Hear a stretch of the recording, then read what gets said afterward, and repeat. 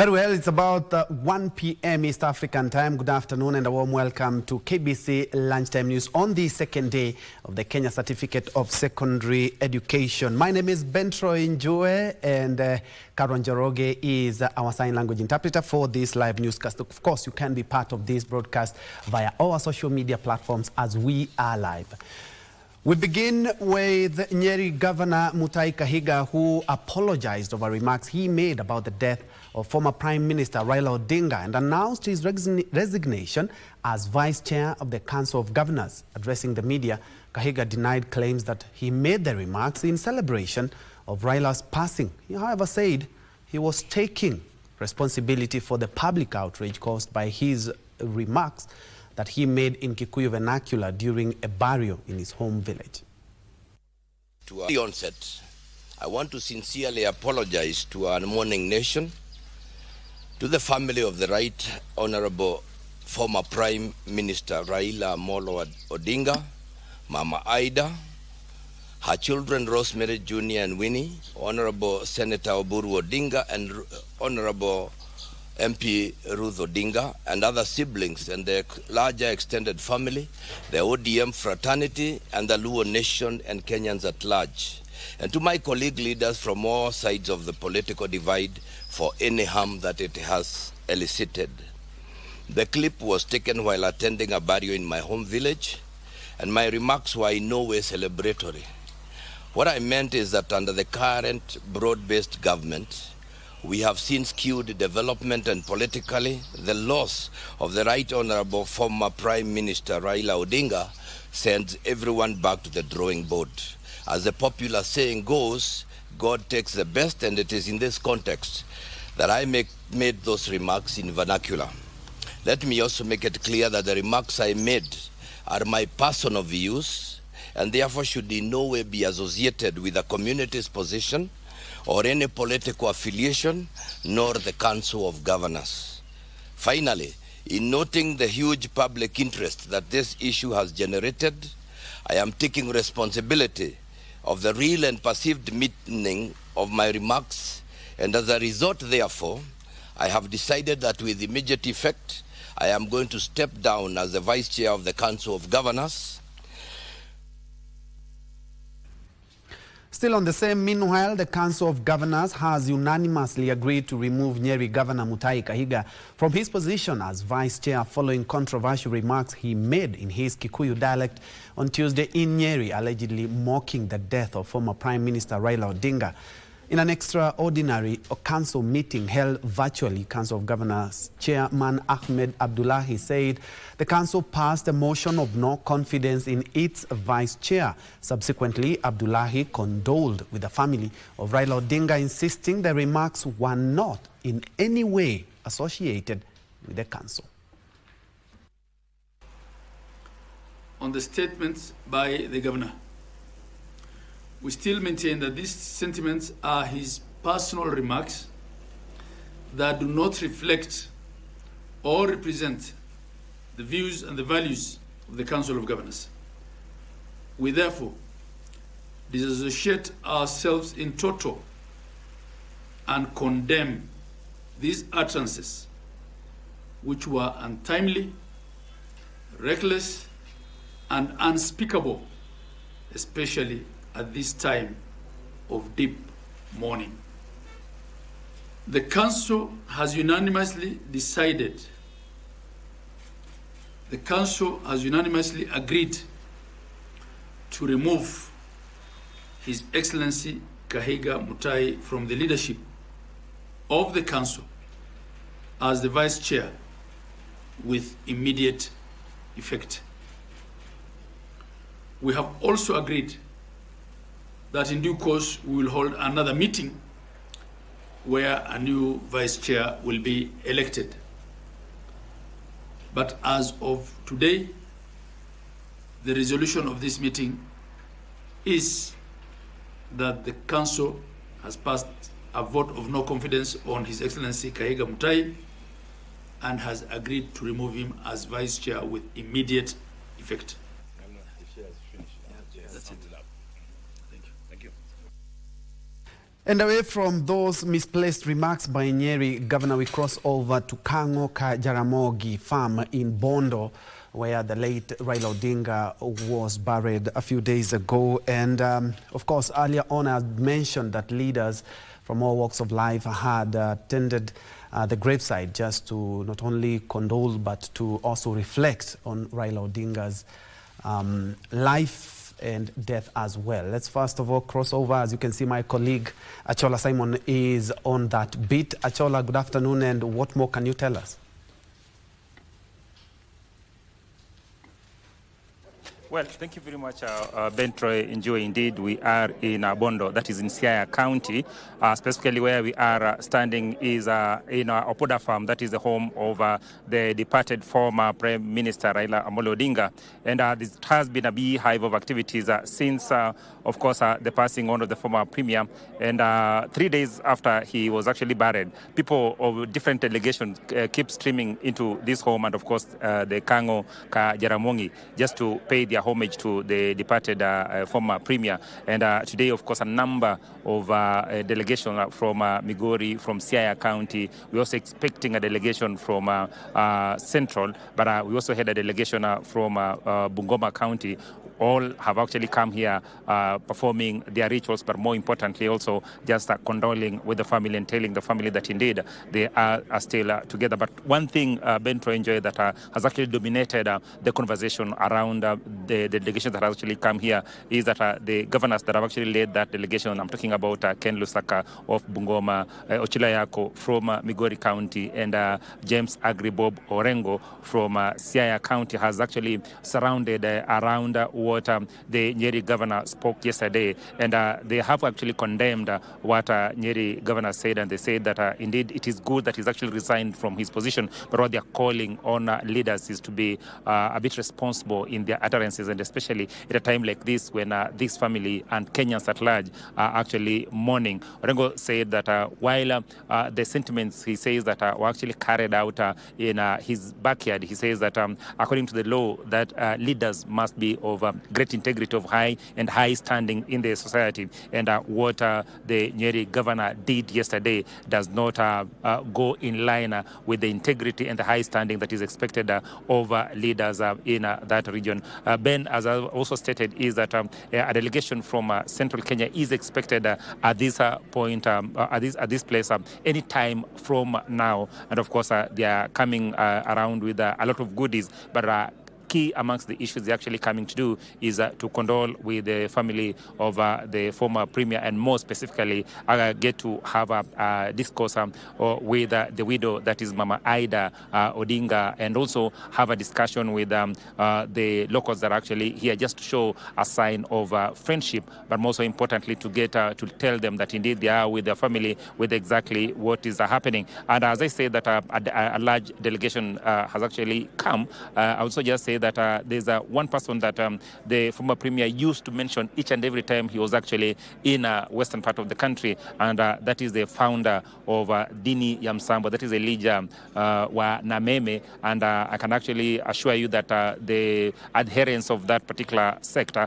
have actually also come, and they were part and parcel of the delegation that actually came with the Bungoma governor Ken Lusaka, and they've actually come, performed their rituals, and more importantly said that they revere the former Premier as a person who was close to Elijah Wanameme, but also who recognized that particular sector. And they say that they've actually lost a very, very close friend to them. Of course, we'll continue keeping a keen eye on exactly what will be happening here in Opoda Farm and also Kango Ka Jaramogi. And of course, once the delegation, the several delegations that are actually coming here arrive, we'll be giving our viewers and listeners the front row in terms of exactly what will be happening here in Opoda Farm and, of course, at Kango Ka Jaramogi, which is not far away from where we are. Back to you, Ben Troy Njue. It's been my colleague Achola Simon live from Opoda Farm, and as you have seen, it's a hive of activities, various leaders and some even mourners there just to continue to reflect and also mourn the departed hero, and also reflect on the latest damaging remarks by the Njeri County Governor as we eulogize this great leader in our country. But in other news, Nandi County Senator Samson Cherargei has called on the Independent Policing Oversight Authority to investigate claims that police officers shot dead 2 people during a land tussle in Kimwani area of Tinderet constituency 2 weeks ago. Speaking during the burial ceremony of one of the victims who was shot 2 weeks ago, Cherargei said bringing the officers to book will help improve the public's trust and confidence in the authority. Nandi County Commissioner Caroline Njue has asked residents in the area to desist from land grabbing disputes.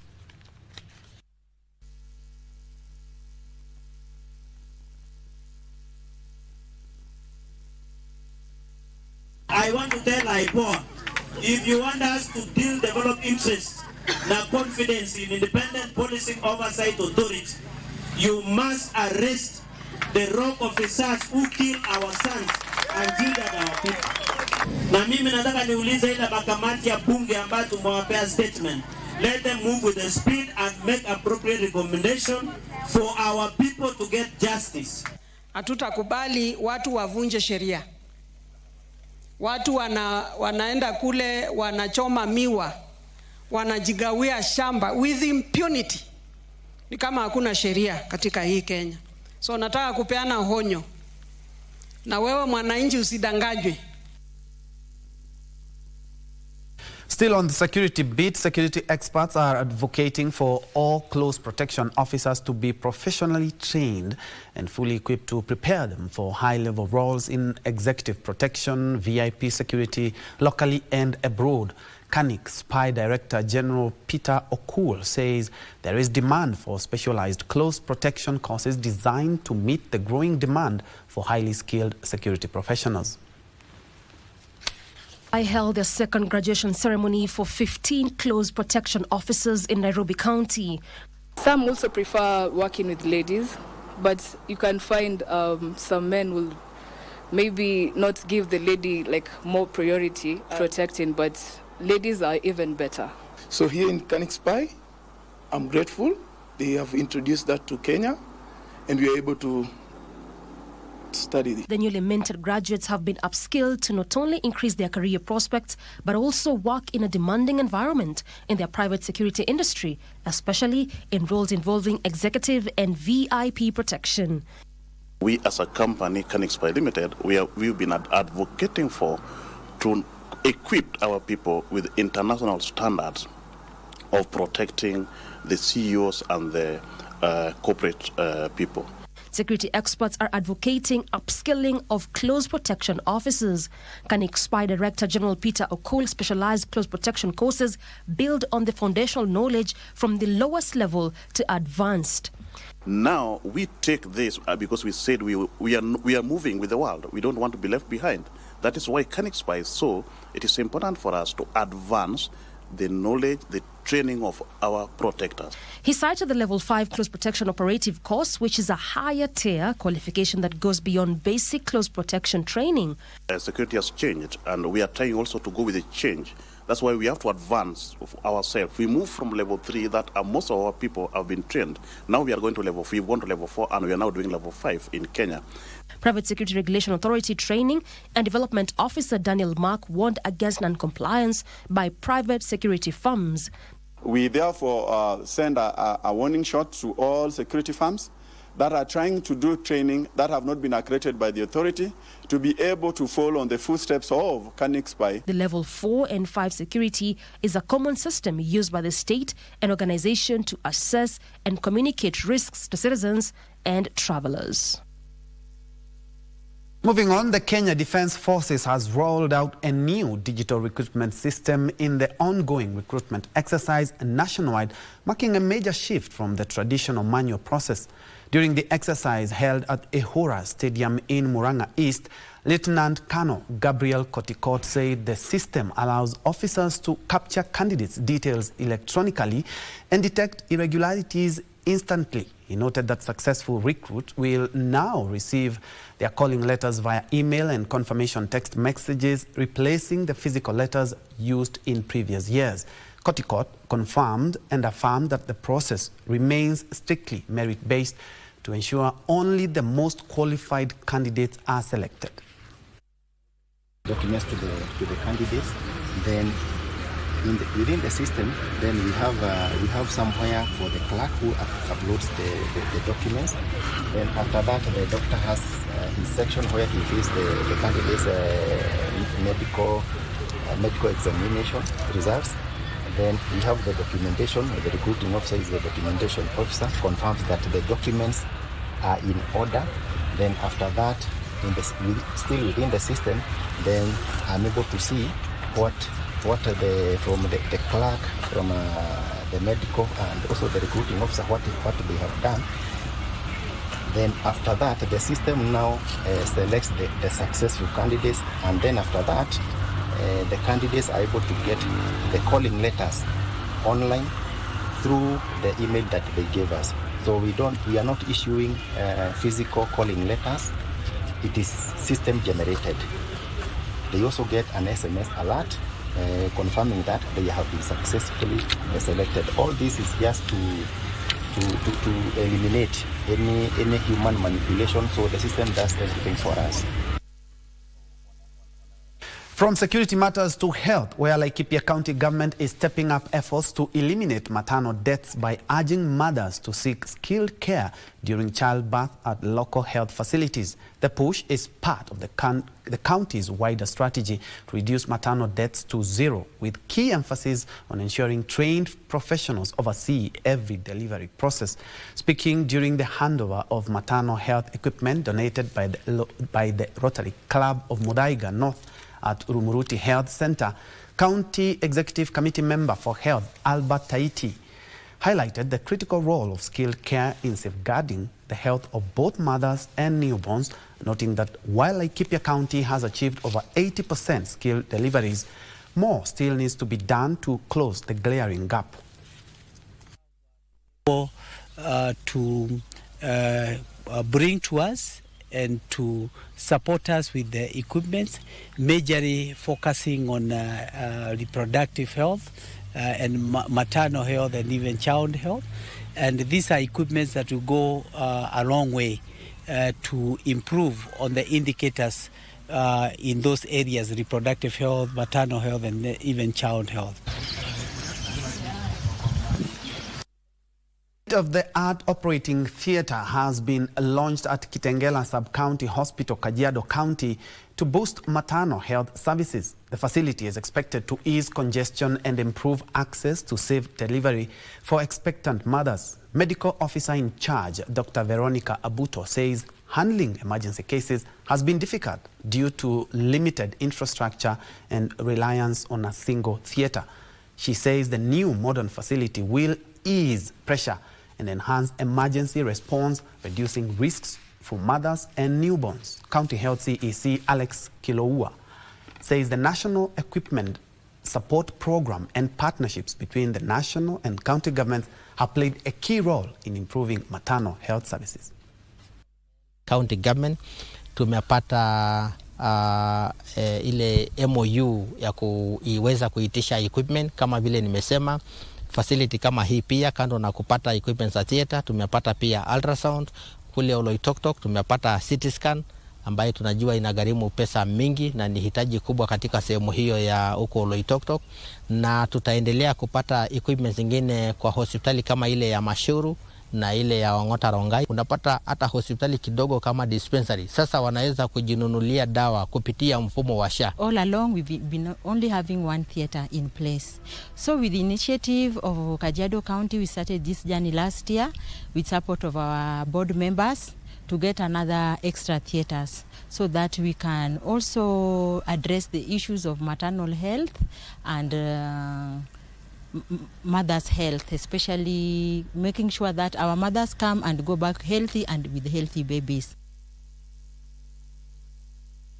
Sandy beaches of the coast, where the Ministry of Health is stepping up efforts to make dental health care accessible and affordable to all Kenyans. This comes amid growing concern over the high cost of dental treatment and limited access to oral health services, especially in public hospitals. Health Director General Dr. Patrick Amod says many Kenyans have been unable to afford dental treatment due to its exclusion from the Social Health Authority cover.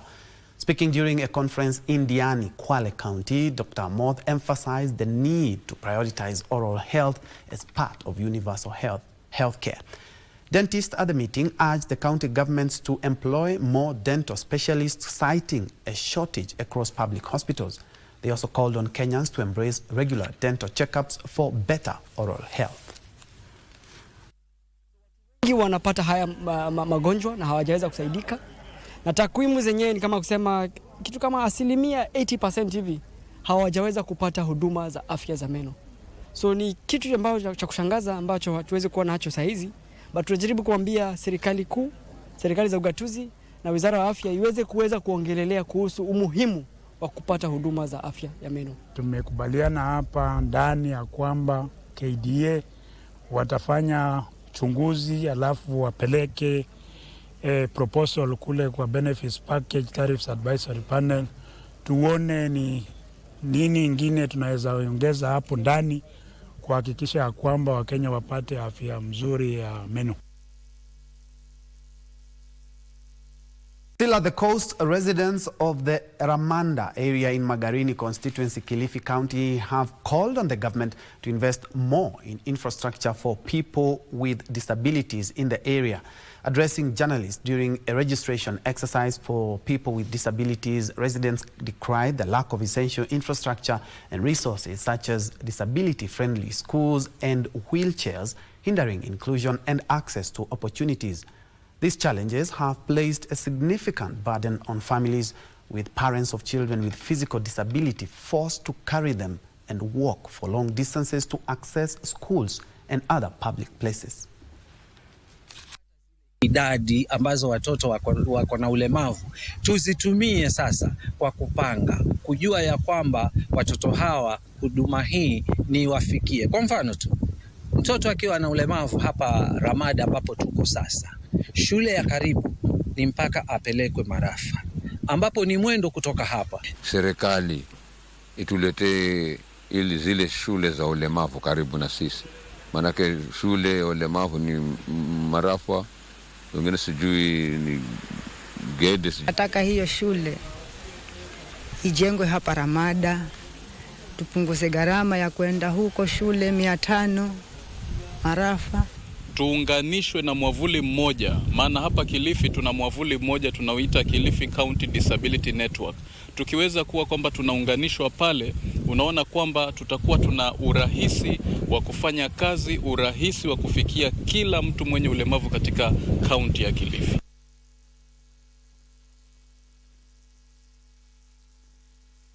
Some politics now, where political leaders in Tana River County are rallying residents to back President William Ruto in the 2027 general election. Led by Senator Danson Mungatana, the leaders say the current administration has shown a strong commitment to nationwide development. Speaking in Bura, Mungatana urged locals to support the government, saying continued cooperation will help Tana River County benefit more from national projects. He emphasized that the collective goal as county leaders is to support President Ruto for the prosperity of the people. Amefuatilia ule mwito wa kuleta Wakenya wote pamoja ili tusipiganie siasa, tupiganie mambo ambayo wananchi wanataka. Mambo ya maji, mambo ya stima, mambo ya barabara, ndio walikuja pamoja.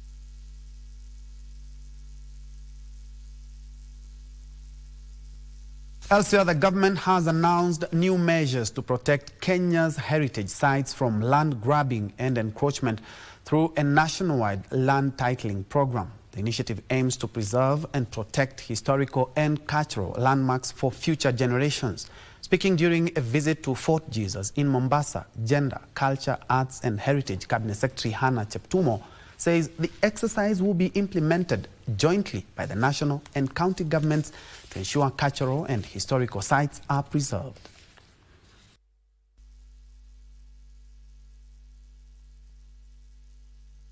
This is one site that is of great interest to us as a nation because it preserves our heritage. What we see around is what has been preserved over the years, we want to ask the county government especially to be able to support us in preserving this place, because there is a lot of challenges of land grabbing. That's what we are told, and we must work together as all of government, the county government and the national government, to preserve this, because we have a duty to be able to pass what we have received to the next generation. We've had a lot of challenges. We have people encroaching our land. Now, these are national monuments and they should be preserved. We should also be able to identify and know, much as we are devolving museums, we are not devolving national monuments.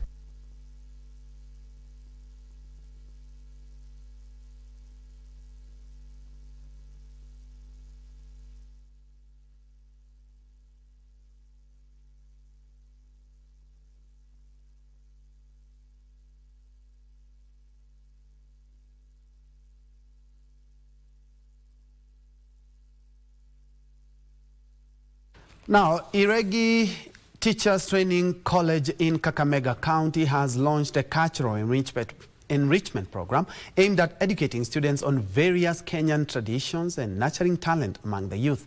Chief Principal Duncan Okwaro said that the cultural festival aligns with the competency-based education and serves as a platform for identifying and nurturing emerging talent among trainee teachers. He further noted that many students possess diverse talents which, if well developed, can help instill positive values in the younger generation and foster stronger community ties. And from the activities we have seen from yesterday and today, you'll realize that we have a lot of vast talent among our youths. As we nurture them, we nurture their talents, we are bringing up responsible fathers and mothers in the community. This is an opportunity for them, especially those from the urban settings who don't know what goes on back in the villages. Together with the others, they have actually been brought to speed to understand what is going on in our culture.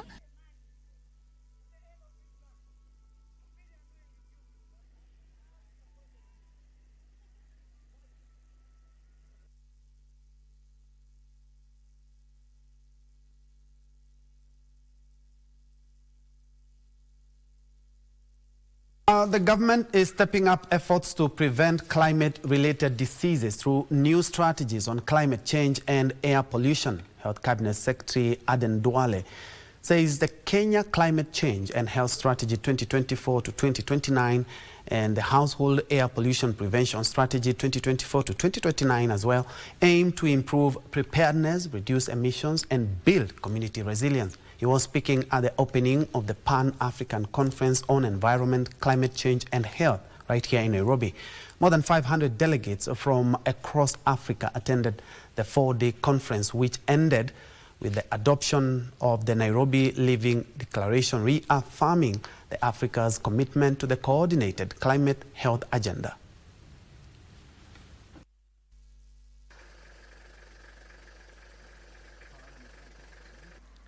The theme of this year's conference, harnessing science, policy and partnership for environmental sustainability and climate health resilience, is both timely and transformational. It emphasizes that no single sector, no single nation, and no single institution can address the climate challenge alone. We need science to guide evidence-based action, and we need policy to shape the priorities and investment, and above all, we need partnership to translate those visions into implementation. Very well, at about past the top of the hour, we are due for our fast break. But when we come back, I still have more stories to run you through, and then we make sense of business, and then we head to business. Arsenal fans are ecstatic, me included. I'll be telling you about their big win last night.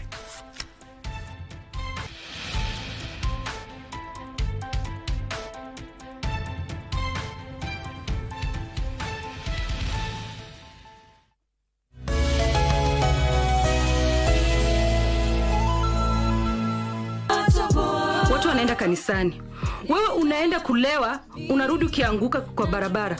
Badala unipigie makofi, unanipigia kelele. Tukavurugana juu ya madeni ya Elijah. Bado unamkubalia akunywe. We, makubwa. Nilijipata huko aje? Haukumbuki jambo lolote lile. Sasa tutoto wapi huyu mtu shwali? Wetu ndio ulikuwa hope yetu. Hope ya nini tena? Kila kitu kilifanyika mbio sana. Umenisaidia sana kwa swala hili. Hebu ngoja kwanza hapo umebeba nini? Ni tumaini nimekuletea tu exchange na kaamnyeso. Hebu mimi sitaki tabia. Nilikwambia tabia hii ukome lakini wananitagundu ng'ombe shavikamua. Na ilivyo kawaida ng'ombe akivizikia nguma lishoni, sharti arudi zizini na matibabu. Kazi yako ni nini hapa? It's not your father's office and not even past. Wewe utanipa heshima zangu. Utaniheshimu na uniite baba. He doesn't love you, he's just playing around with you. Kama hanipendi, kwa nini unaendelea kuchunguza maisha yake ukijapo ofisini mwake kila wakati? Si mbanda wewe mwanamke, utachunga wewe.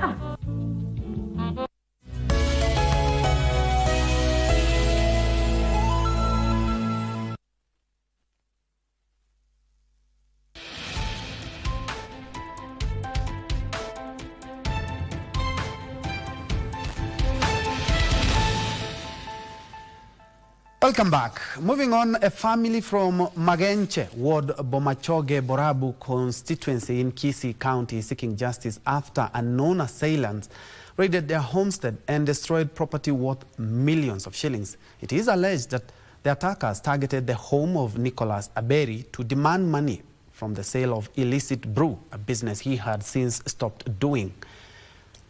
Let's get more. Aberi in Magenche Ward, Bomachoge Borabu constituency.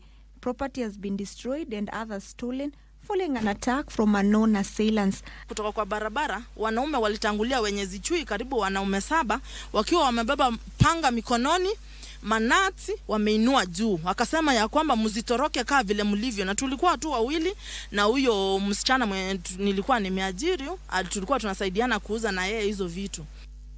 According to Nicholas, the attackers storming his home demanded money for the sale of an illicit brew, thinking that he was still engaging in that business. Tukamwambia tumeacha, akasema ataturudisha nyuma. Tumemnyima pesa, tunamdanganya. Sasa ikafika Saturday, hatuko tunajua chochote, ndiye akakuja na hiyo genge ya anasema ni assistant chief from the other sub-location, yenye hata sisi hatujui hao hatuwajui, they were civilian. Sasa wakadestroy hizo vitu zangu zote. He claims to have opted for timber lumbering instead of illicit brew, which he claims subjected him to losses of up to 30,000 shillings in bribes to administrators and other individuals to abate the illegal trade. Sababu ilifanya tuache, tuliona ongo imekuwa mingi. Anataka pesa yeye kila mwezi, maskali pia wanataka kila station kila mwezi, tukaona hii haina faida ili tuache tukae bila. Sasa yenye ilileta hii chanzo yote ni sababu tulimwambia tumeacha pombe.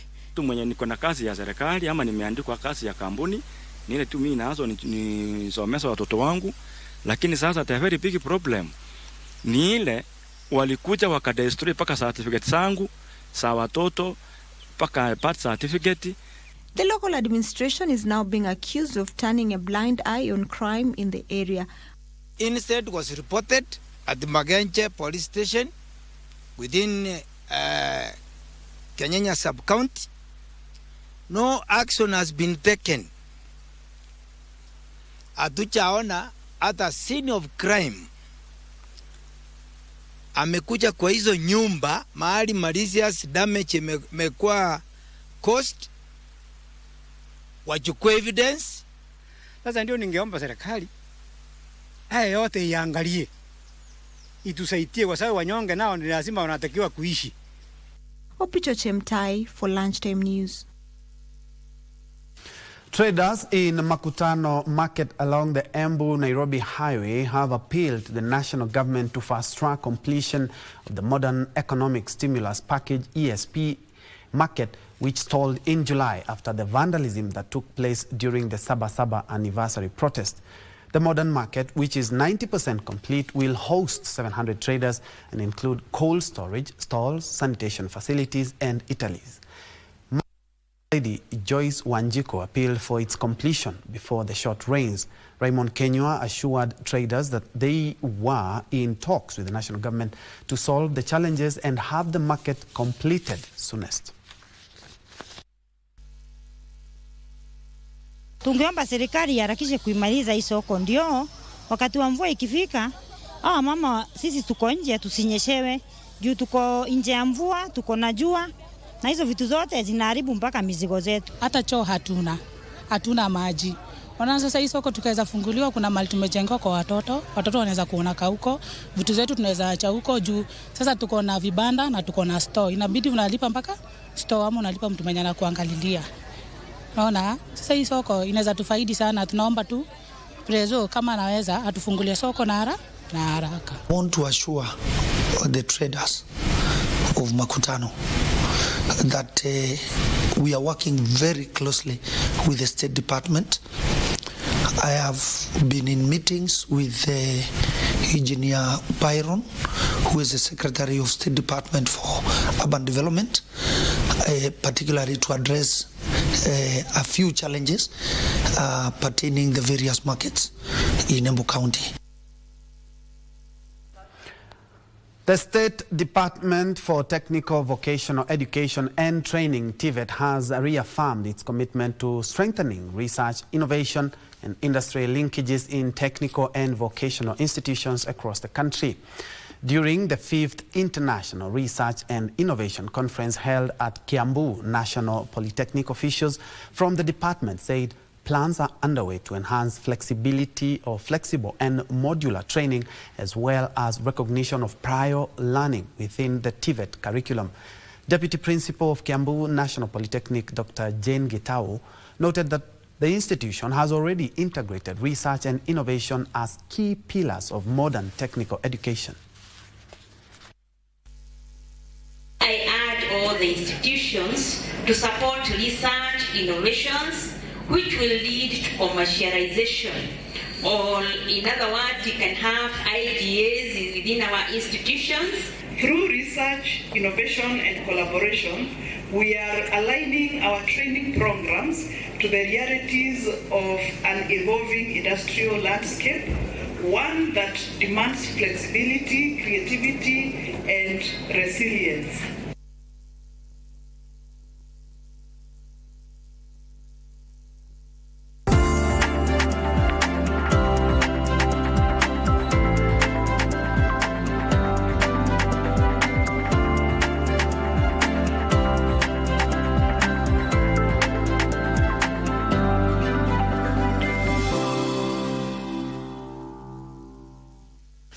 Let's now make sense of business. The private sector is asking the government to extend incentives to local investors willing to invest in public land leasing program.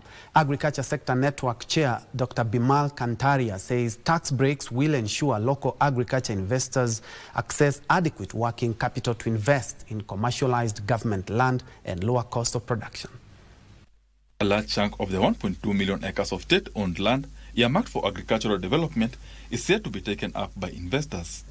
Private players in the agriculture sector now say the low investment is due to high production cost, urging the government to introduce tax breaks to willing local investors to make the commercial land more attractive. So it's been a big trend for KEPSA to keep telling government the real investors in this country are Kenyan.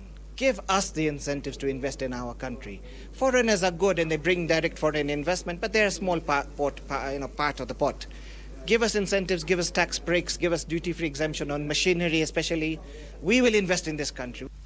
Agriculture Sector Network Chair Bimal Kantaria says the high cost of production has limited access to government land to mainly foreign investors. The private sector is very keen to participate in that initiative. We've got several large growers in Kenya who are Kenyan citizens who want to invest in that project.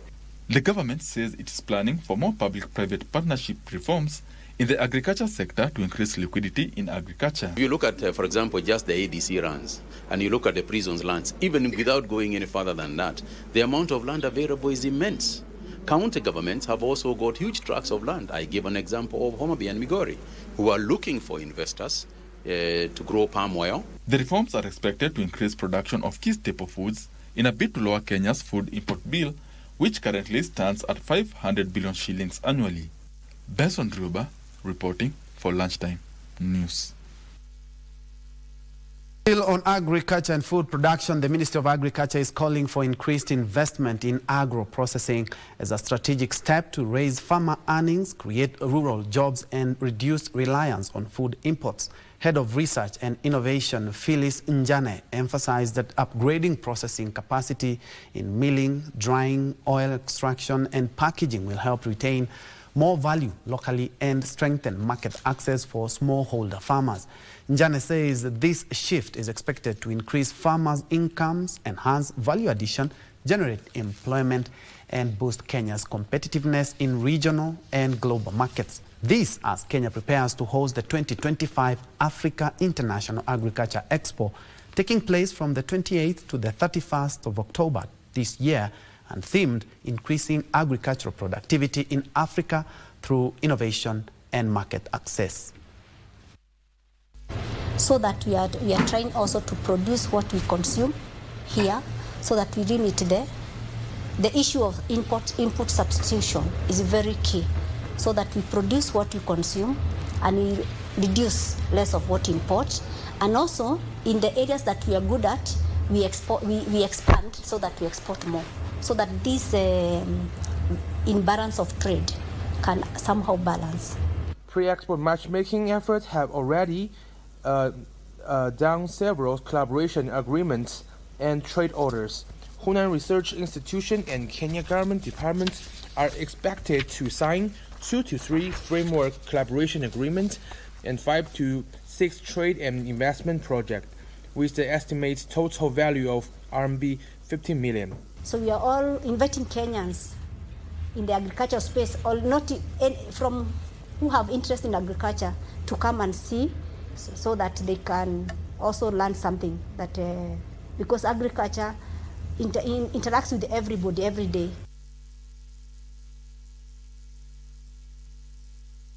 The government is banking on performance contract to improve service delivery and expand its public reach. In the current performance contracting cycle, the Ministry of Information, Communications and the Digital Economy plans to expand digitization in a bid to enhance service delivery, according to Principal Secretary Engineer John Tanui.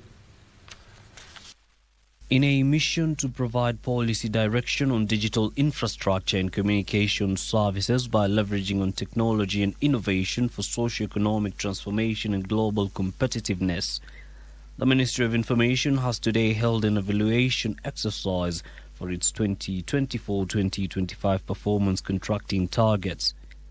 Principal Secretary Engineer John Tanui expressing confidence in his team's accountability and welcoming the evaluators.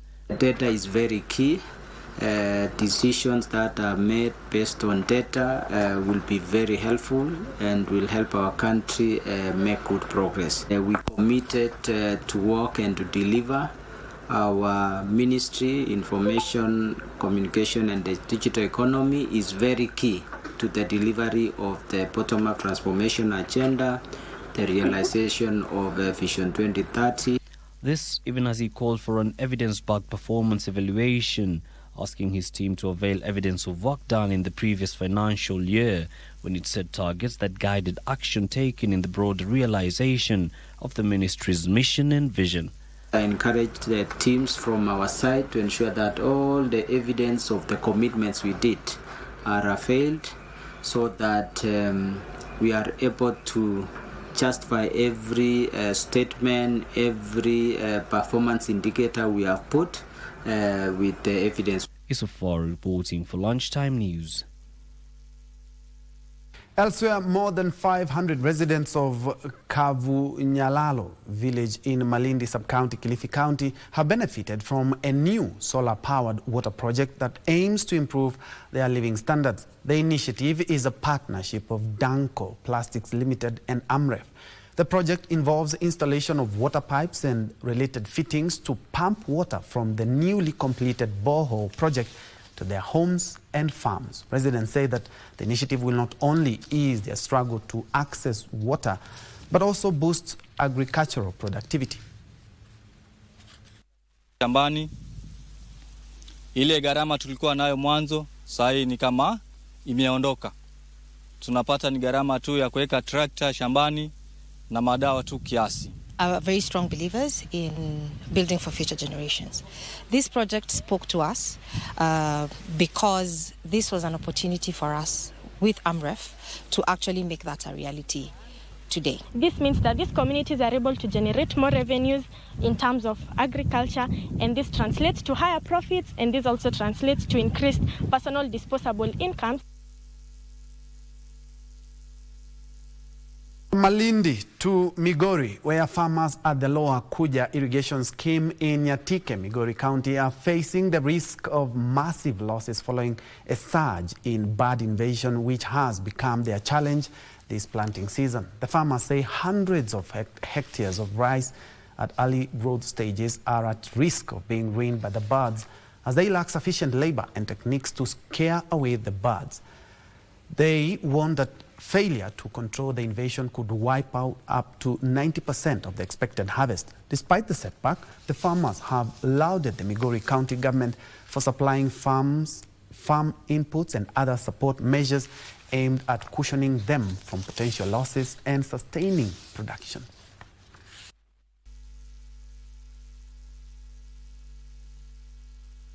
The county government also has assisted us by bringing the service providers, the agronomists, not the agronomists, but the agrovets. The agrovets are here. They have been encouraged by the Minister for Agriculture to come to Lower Kuja. So they are around here. They are giving us the chemicals for use in the farms. The biggest challenge that we have currently is the birds' menace. The birds are taking good stock of our profit. So we have approached the county government that they also can liaise with the national government to bring the bird control units so that they reduce the quelea birds, the weaver birds. These birds are making the farmers to lose a lot. Hapa nao wametusaidia kutoka kwa nasari yote. Sasa shida ni moja tu, hii ndege. Kama tunaweza tukazuia ndege, nakwambia hata kama bei haitakuwa nzuri, watu watauza na watapata faida. Further afield, America's largest private sector employer, Walmart, is posing job offers to foreign candidates needing the H-1B visas to work in the United States. It is a significant shift that demonstrates how major companies are changing their policies in response to Trump's strict immigration agenda, which could have major ramifications for U.S. businesses and high-skilled workers from overseas. Walmart's policy change come after President Donald Trump announced a $100,000 fee on the visas designed for high-skilled positions that companies struggle to fill. The H-1B is a work visa that's valid for 3 years and can be renewed for another 3 years. Economists have argued the program allows U.S. companies to maintain competitiveness and grow their business, creating more jobs in the U.S. Elsewhere, ChatGPT maker OpenAI has unveiled an artificial intelligence-powered web browser to challenge competitors like Google, which operates Chrome, the most popular browser in the world. ChatGPT Atlas does away with the address bar that is a key feature in search, with boss Sam Altman saying it was built around ChatGPT. As the company made the new browser available on Tuesday on Apple Mac operating system, the arrival of Atlas comes as OpenAI seek new ways to monetize its massive bet on artificial intelligence AI and capitalize on its growing user base. OpenAI said Atlas would also offer a paid agent mode that conducts searches on its own for users of its popular chatbot. Finally, China remains one of the most stable and reliable engines of the world economy, with its economic growth contributing approximately 30% to global growth and each percentage point of GDP growth equivalent to the total output of a medium-sized country, said an economist analyst Lately released data shows that China maintained steady economic growth despite global uncertainties, with officials highlighting the country's resilience and progress towards high-quality development.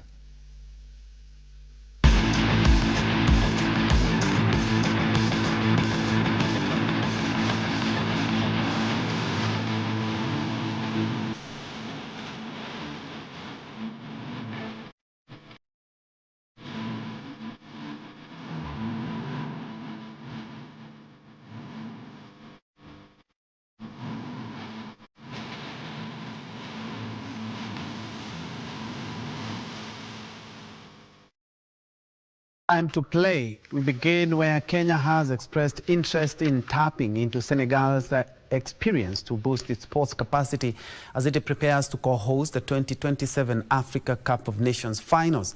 Speaking while signing bilateral agreements with his Senegalese counterpart, Diomaye Faye, President Ruto said that Kenya is committed to exploring joint initiatives such as exchange programs for football coaches and athletes alike, as well as establishing joint training camps. The president said by combining Kenya's prowess in athletics and Senegal's prowess in football, the move will uplift the youth and deepen cultural diplomacy. After successfully co-hosting the 2024 Africa Nations Championship, CHAN, the East African nations of Kenya, Uganda and Tanzania play host to the 2027 Africa Cup of Nations. A total of 19 countries are expected to take part in the competition, with Kenya and our co-host expected to put up another successful continental football extravaganza. In readiness for the competition, Kenya is building a 60,000 capacity Talanta Stadium, which will be one of the 3 match venues alongside Moi Kasarani and Nyayo Stadium.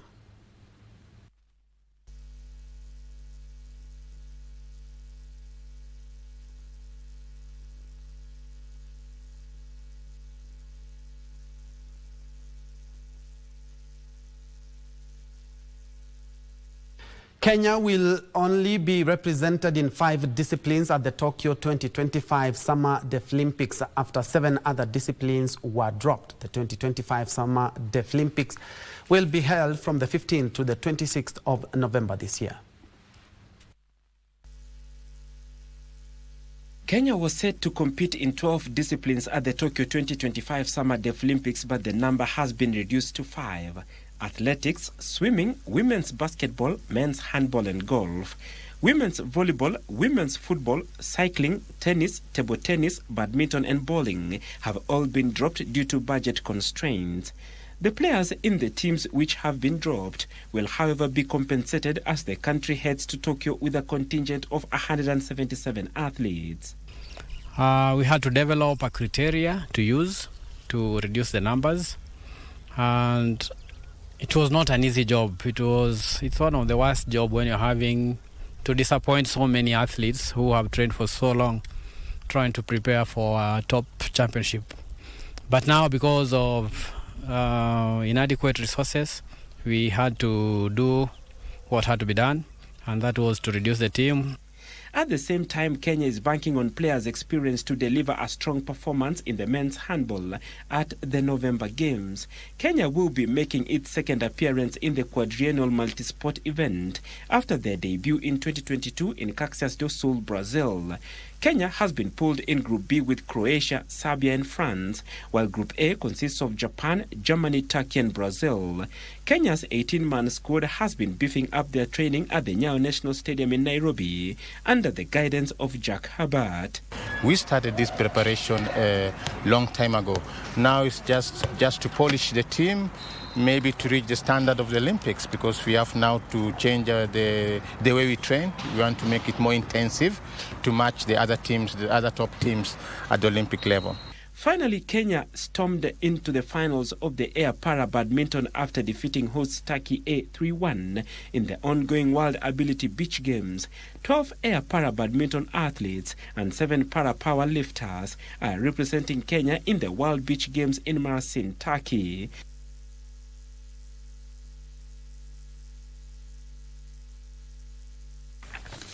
Arsenal fans are waiting for this. Arsenal outshone Atletico de Madrid with a 4-0 victory yesterday at the Emirates Stadium in a thrilling evening of goal-scoring spree in the UEFA Champions League.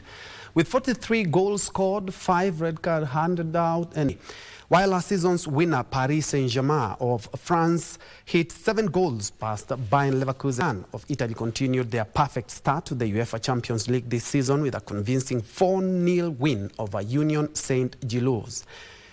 While Eindhoven fought back from a... There's support here from Lamine Yamal. It's brilliant from Barcelona. And it's the first goal of the game. Barcelona with an opportunity for goal number 2. He made his debut for Sweden in the international break, looking to make an instant impact. There's number 5, lashed home for the hat-trick.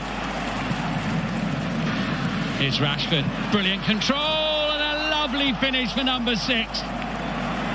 It's just a quick one is that the action resumes tonight. Just to mention 2 or 3 that we do expect fireworks. AS Monaco face Tottenham Hotspurs, Bayern Munich play Club Brugge of Belgium, Chelsea welcome Ajax, and game of the night for me, Real Madrid facing Juventus, the old lady at the Santiago Bernabeu. Of course, don't forget we'll be here with the same goals and the tears and the sounds. Elsewhere, the world governing body of Association of Football, that is FIFA, has confirmed that the United States 2025 Women Series will now take place in Morocco, with the opening matches for the tournament scheduled to kick off on Sunday, the 26th of October. The 2025 FIFA Unites Women Series will see the Afghan Women United team play their first match on the international stage, with Chad and Libya also set to collect their first women's world rankings after the round-robin tournament. The historic 4-team women football event, which will also involve the United Arab Emirates team, reinforces FIFA's efforts to promote and protect the rights of all women and girls to play the sport, pursue their football dreams, and thrive through the game. Schwang delivers over the top, little touch there, they need to clear it hasn't been cleared very well. And Song Duan, there's a drive coming in, another fabulous save from Hannah Mitchell. Comes to the rescue. It's not a decent clearance, there's a little head down, there's the shot and the goal! Finally they found the back of the net. And there it is, Wuhan Jiangda have qualified for round 2 of the first ever FIFA Women's Champions Cup.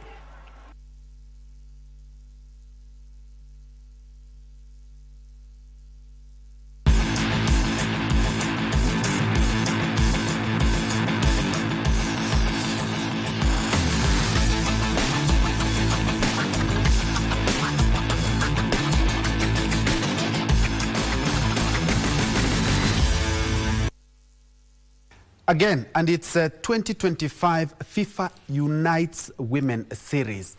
And on that note, we've come to the end of this bulletin. But before we do, let's first of all cross over to Opoda Farm, where my director informs me that the Kikuyu Council of Elders has made a visit to Raila Odinga's family and also to condole with them, especially in light of the latest development in regards to the Nyeri County Governor's statements.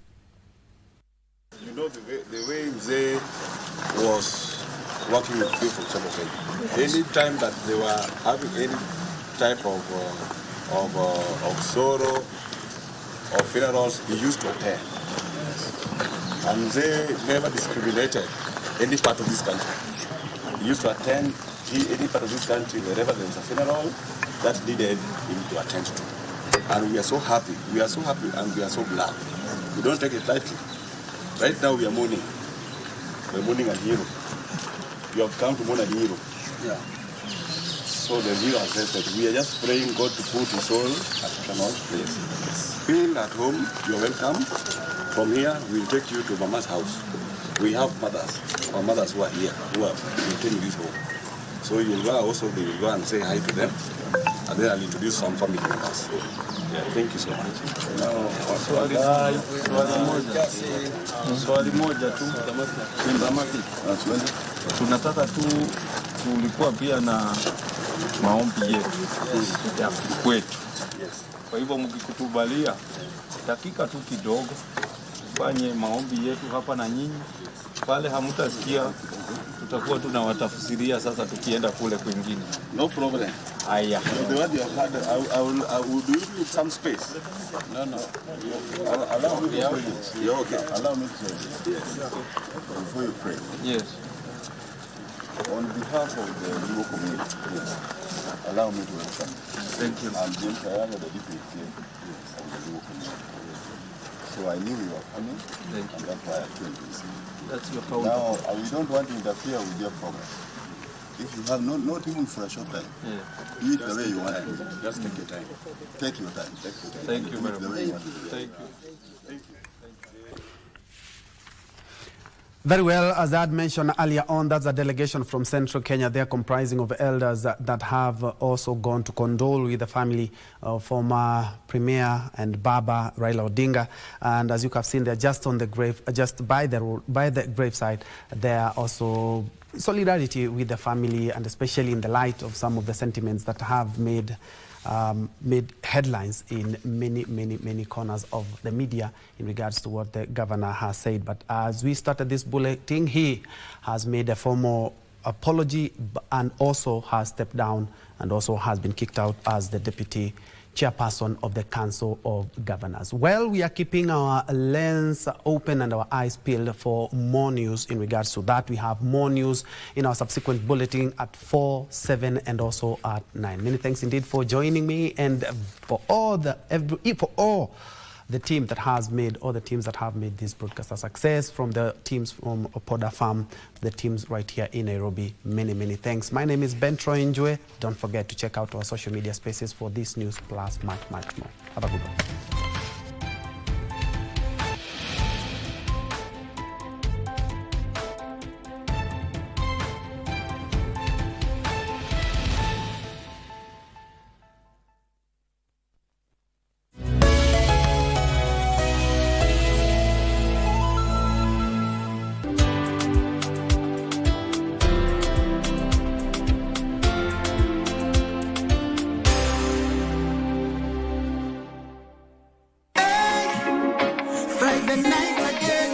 Greetings in the name of the Most High Jah Rastafari. My good name is Mali Moses, the Positive Warrior.